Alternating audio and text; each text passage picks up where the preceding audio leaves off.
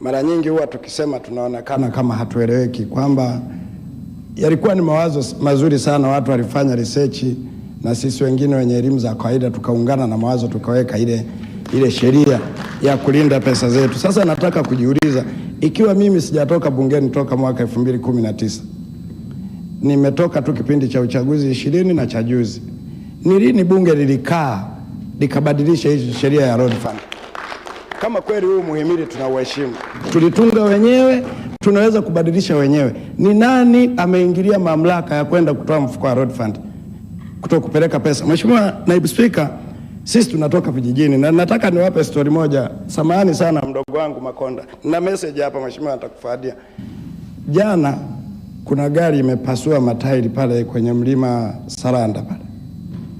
Mtu mmoja nadhani ni fansi wangu akanitumia message ile gari ilivyo na matairi yake Michelin yalivyopasuka, halafu akaniambia, nyinyi wabunge, yani sisi tunahangaika na mashimo, nyie mnatuletea Rio Ferdinand. Ndo nani? Nataka kujiuliza hivi vitu ndugu zangu. Leo hii Mheshimiwa Naibu Spika, hebu ondoka hapa, nenda Mwanza, uone hii barabara. Ukitoka tu hapa kwenda kupata kwa waziri mkuu, ukisalimika kupasua tairi, una bahati. Ondoka Singida, nenda Arusha. Ondoka Arusha, nenda Tanga. Ondoka Dodoma, nenda Morogoro. Ondoka Dodoma, nenda Mbeya, nenda Songea. Ndugu zangu, kama tulikaa wenyewe ndani tukapitisha bilioni 956, mpaka leo tunaenda kumaliza mwaka mmepeleka bilioni 212 na hela mmeshakusanya zote. Sasa tuzungumze nini sisi wabunge? Tuzungumze nini? Na nimuombe Mheshimiwa Rais kama anatusikiliza, apange ziara ya kupita kwa mguu. Pengine labda wanampitisha kwenye ndege, haoni huku chini. Mimi ningekuwa naweza kuwakonvinsi wabunge, tungekanseli mipango yote ya mwaka huu, tukarabati kwanza hizi barabara. Mimi nimekuwa dereva wa waheshimiwa wabunge miaka 6, naendesha basi kutoka Mwanza kwenda Dar es Salaam, wakati huo wa rough road. Sasa hivi kutoka Mwanza kwenda Dar es Salaam ni sawa na rough road. Rais kafanya kazi nzuri ya kuifungua bandari yetu, tuna mizigo, tuna kila kitu, watu wote wanajua mabarabara ya Tanzania ni mazuri. Nataka niwaambie wa Tanzania na ndugu zangu wabunge, ikiwa hizi nchi jirani zitatulia vurugu zilizonazo, watu wengi sana watatukimbia kwa sababu ya ubovu wa barabara kwenye bandari. Sasa ni vizuri sisi kama bunge tuna uwezo na tuna maamuzi, hatumshikii shilingi ulega, maana hizi shilingi mwisho tutakumalizia zote. Mimi ningeshauri wabunge, sisi kama bunge, leo tukipumzika saa 7, waziri mkuu ni wa kwetu humu ndani, waziri wa fedha yuko humu, wakakae waje hapa wakati unaoenda tunatuambia hela zinaenda lini? Kwa sababu hela mmeshakusanya Mheshimiwa Waziri, unazo bilioni 950, tunapeleka bilioni 211. Haiwezekani.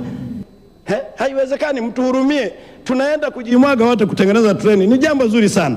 Lakini mmefanya tathmini watu wangapi wanapita kwenye treni na watu wangapi wanapita barabarani? Tunajivuna tuna ndege, tunajenga airport, ni sawa. Watanzania wangapi wana afford kupanda ndege? Wengi. Wapeni ambao wanapita kwenye barabara. Mheshimiwa Mwenyekiti na Mheshimiwa Naibu Spika, ninakuomba sana kwenye hili, tusichukulie kama michango ya kawaida. Bunge tuna uwezo wa kusema tunahitaji majibu ya serikali. Huyu Ulega hana pesa. Mwenyekiti kasema jana tutamgawana, mpelekeeni pesa alafu tumsuhumu ndani. Mimi ni mwaka wa 15 sijawahi kuona Wizara ya Ujenzi inasurubiwa kama kipindi hiki tulichonacho kwa leo. Kwa nini hampeleki pesa? Pesa mnakusanya, sheria tumetunga, halafu pesa haziendi. Ukienda kwenye akaunti ya road fund leo mna bilioni 56, mwezi wa 6 mnatomoa tu, mnataka kuzipiga au mnataka kufanya nini? Achieni pesa tukatengeneze mabarabara ya wananchi wetu. Mheshimiwa Naibu Spika, na mimi nashauri tusikubali kabisa kuipitisha hii bajeti kabisa, kwa sababu najiuliza, mimi ni mwana CCM, wapi tumefungwa kusema ukweli? Lazima tuwaombe, kama mnamshauri vibaya mkuu wa nchi, basi mshaurini, tunahitaji pesa. Sisi tunaoishi maisha ya barabarani tunajua shida tulizonazo. Mheshimiwa Naibu Spika, lakini la pili, nimeona Mheshimiwa Uregu ukisoma ukurasa wa 50 umekuja na hati fungani.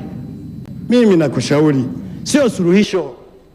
Tulikuwa na bondi ya Mama Samia, ilifanya vizuri kwa 170%. Iko wapi performance yake? Leo tena umekuja na karatasi nyingine. Niwashauri sana waheshimiwa wabunge, serikali tusikilize. na Mheshimiwa Waziri Mkuu, saa 7 mkakae. Hili ni swala ambalo linaumiza watu wengi. Jaribu kutoka hapa leo kwenda kwako Mzee Siro kule Babati, uone mabarabara yalivyo. Tumetoka kwenye milima inayoua watu tukaweka lami tukajisifu. Tuyaache tena jamani yaharibika mabarabara. Tuliweka sheria ya road fund ya kazi gani? Niwaombe sana wabunge tukaze hili leo tupate majibu kabla ya kumsurubu ndugu yetu Ulega hapa. Swala la pili, nataka kutoa ushauri wa kitaalamu. Mimi nimebobea kwenye usafirishaji. Mheshimiwa Waziri, naomba dakika moja kama profesa, maana mimi ni daktari. Malizia sekunde 30. Mheshimiwa Spika, Mheshimiwa Naibu Spika, mimi nafanya kazi ya transport. Nauliza Mheshimiwa Spika, kwenye mizani tunaongoza Tanzania kwa foreni. Lakini nimepita juzi ninafanya tathmini tu kwamba wenzetu mlifikiria nini. Nachukua mfano gari za mafuta. Ukinunua gari ya mafuta lazima upeleke kupima calibration, na inapima serikali. Na huwezi kupakia zaidi ya calibration iliyoandikwa pale. Kwenye depo yenyewe ina mashine yake ambayo inapakia kufuata calibration. Imepimwa na serikali, ina kibali cha serikali. Halafu unaenda tena kwenye foreni, unaenda unapanga tena foreni masaa 6. Na vile ni vitu vya mlipuko. Na ukijiuliza, nimekaa jana mzani mmoja najiuliza, ngoja nione leo zinazozidi kama watashusha mafuta. Hakuna tenki, hakuna madramu. Mnaweka foreni. Jamani, mnahitaji akili ya asante sana Mheshimiwa Msukuma, tunashukuru. Kama mnashindwa Mheshimiwa Waziri, mniazime mimi niwarekebishie haya mambo ili tuweze kwenda sawa. Nakushukuru sana Mheshimiwa Spika. Nimtaja Mheshimiwa Lucy Thomas Mayenga, atafuata